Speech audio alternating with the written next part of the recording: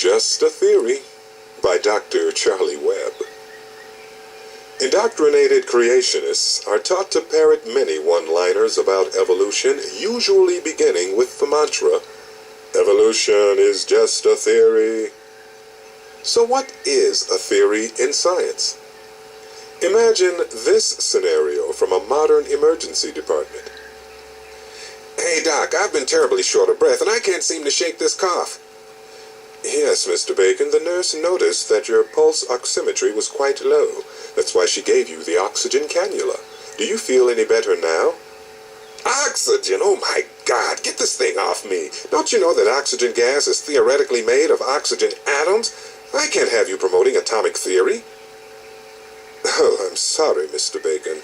You seem to be breathing so much easier with the oxygen.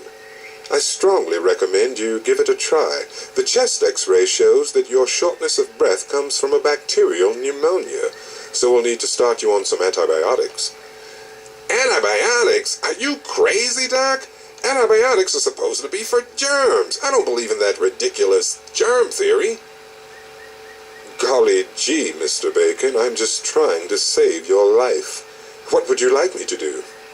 "Listen, Doc, all the science you need to know is written in the good book. Can't you get me a specialist in demonic possessions and exorcisms?" "Well, actually, Mr. Bacon, I was planning on calling in a modern version of exorcist called an oncologist. It appears that the primary cause of your pneumonia is a clump of cancer cells blocking one of your large airways." "Did you say cancer cells, Doc? Do you really think I believe in the cell theory? You don't know what you're talking about. I'm checking out of here and going to the World Prayer and Healing Center." You get the point. No one in their right mind doubts the atomic, germ, or cell theories. For that matter, who's going to challenge the theory of gravity? A scientific theory is, unfortunately for the understanding of the general public, quite different from the common usage of the word. In our daily language, we usually think of a theory as no more than a personal hunch or an idle guess. In contrast, a scientific theory is a detailed description of a particular aspect of the natural world that is based on long observation, experiment, and testing.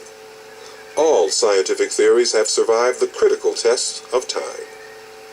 In the words of the great science writer Isaac Asimov, with regard to the various scientific theories, he said, "All are theories, all are firmly founded, all are accepted as valid descriptions of this or that aspect of the universe.